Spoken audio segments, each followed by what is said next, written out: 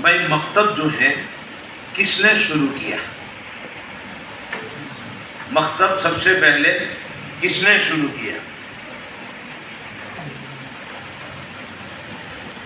حضرت عمر رضی اللہ تعالی عنہ کے زمانے میں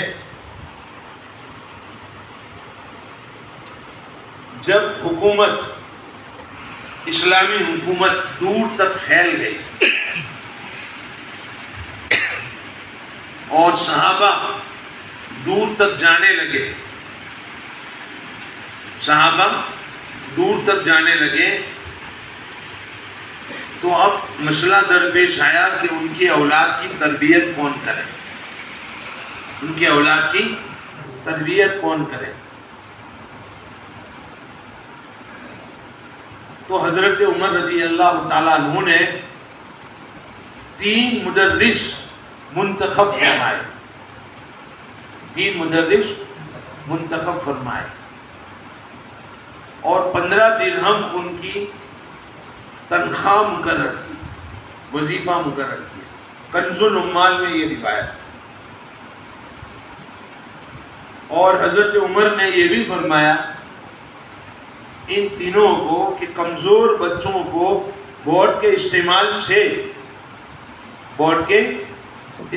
سے بڑھاؤ، کمزور بچوں کے لیے بورڈ کا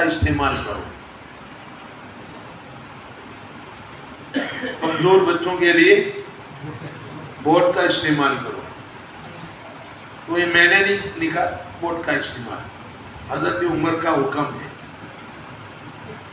سمجھ میں آ رہا؟ تو حضرت عمر رضی اللہ تعالیٰ عنہ کی یہ کرامت ہے۔ مکاتب کیا ہے؟ حضرت عمر کی کرامت ہے۔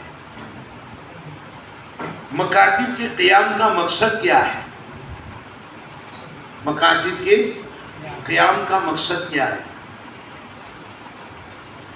1857 میں شاملی کے میدان میں جب ہندوستان کو شکست ہوئی انگریز کے مقابلے میں،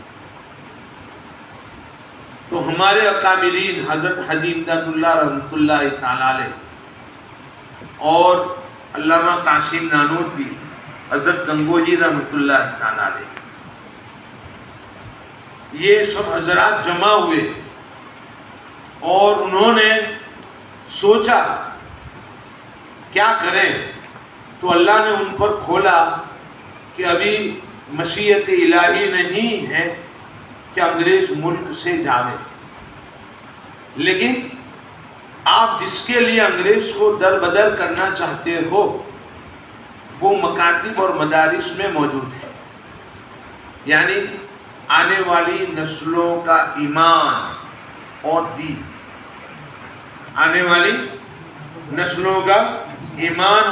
کہاں موجود ہے؟ مکاتب میں اور مدارس میں۔ تو دوستو، مکاتب کا مقصد یہی ہے کہ ہماری آنے والی نسلوں کا ایمان اور دین محفوظ ہو جائے۔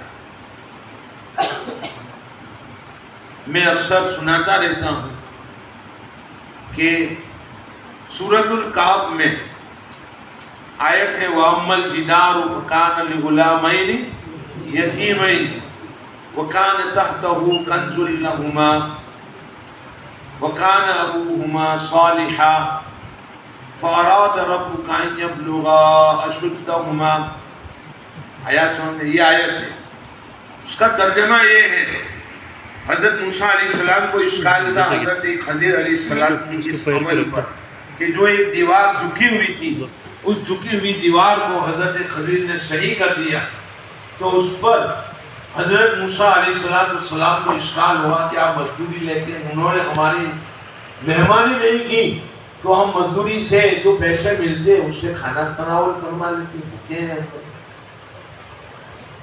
سمجھ میں آ رہا؟ تو حضرت خضر نے بعد میں اللہ کے حکم سے جو تعبیر بیان کی وہ یہ ہے کہ فَأَرَادَ رَبُّكَ أَن يَبْلُغَا أَشُدَّهُمَا وَيَسْتَخْرِجَا كَنزَهُمَا، کہ تمہارے رب نے یہ چاہا، اس کے نیچے خزانہ ہے، دیوار کے نیچے خزانہ ہے، یہ دیوار جھکی ہوئی ہے، رب نے یہ چاہا کہ یہ دیوار صحیح ہو جائے اور جب یہ بالغ ہو تو اپنا خزانہ وہاں سے حاصل کر لے۔ میں آپ سے یوں کہتا ہوں کہ امت کے ایمان اور دین کا جو خزانہ ہے وہ مکتب کی دیوار میں پوشیدہ ہے، اور وہ دیوار آج جھکی ہوئی ہے، اس دیوار کو مضبوط کرنے کی ضرورت ہے۔ آپ سب خجل صفت انسان ہو، اس لیے لوگ بستی والے آپ کی مہمانی کرے یا نہ کریں، آپ کی قدر کرے یا نہ کریں، کوئی آپ کی قدر کرے یا نہ کرے، اس دیوار کو مضبوط کرنے کی ذمہ داری آپ کی۔ سمجھ میں آئی؟ اس کے اندر امت کا ایمان اور دین محفوظ ہے۔ ہمارے بڑوں نے یہ مکتب ہم تک پہنچایا ہے، اب ہم کو کام کرتے کرتے کرتے آنے والی نسلوں تک، پھر وہ نسلیں کام کرتے کرتے آنے والی نسلوں تک، یہاں تک کہ قیامت تک اللہ اس کو قائم رکھے اور آنے والی نسلوں کا ایمان اور دین اس میں محفوظ ہوتا جائے۔ سمجھ میں آئے؟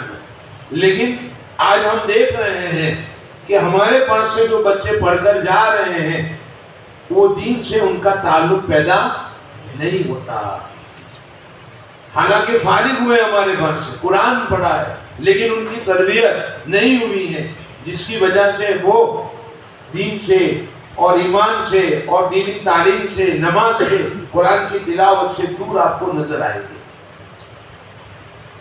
مجھے بتایا گیا کہ مہاراشٹر کا ہر بچہ 20 سے 25 سال کا جوان یہ نشے کا عادی بن چکا ہے۔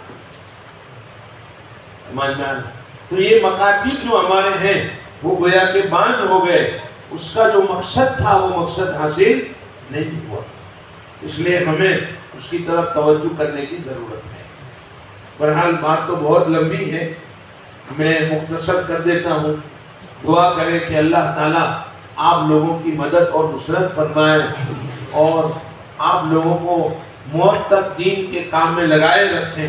آپ میرے لیے بھی دعا کریں، میں نے آپ کے لیے دعا کر دی کہ اللہ تعالیٰ ہم سب کو، مجھے بھی موت تک اس کام کی کرنے کی توفیق نصیب فرمائے۔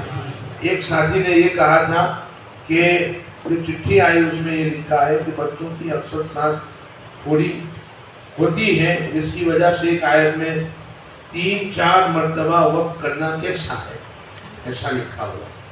اب دیکھو میں آپ کو بتلاتا ہوں، اصل میں ہوتا یہ ہے سانس ان کی لمبی ہوتی ہے، کم نہیں ہوتی۔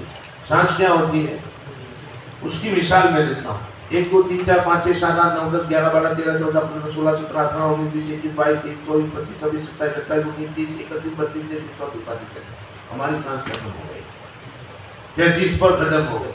بچے کو تو بولے کہ 1 2 3 4 5 6 تو بول، وہ 33 سے آگے جائے گا۔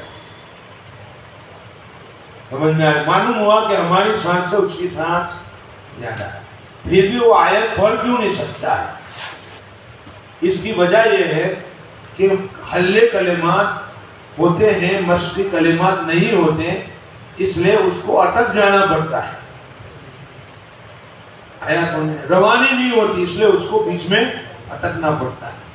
روانی کی کمزوری کے 3 درجات ہیں، ایک حلے کلمات ہو، ایک مشقی کلمات ہو، اور ایک جملہ بڑھتا ہو۔ مثلا الذین یؤمنون بالغیب ویقیمون الصلاۃ ومما رزقناہم ینفقون، 3 سانس کر دی ہوتی ہے۔ حالانکہ وہ 2 میں پڑھ سکتا تھا، 1 میں پڑھ سکتا تھا، تو روانی کی کمی ہے، یہ محسوس ہوئی کہ جملہ جملہ پر وقف کر رہا ہے۔ آپ اس ترتیب سے محنت کر کے دیکھو، پھر بھی اگر کم ہو، کسی کی سانس رک جاتی ہو تو 2 میں چلا لو، وقف اعادہ کا طریقہ بتا دو۔ وآخر دعوانا الحمدللہ رب العالمین۔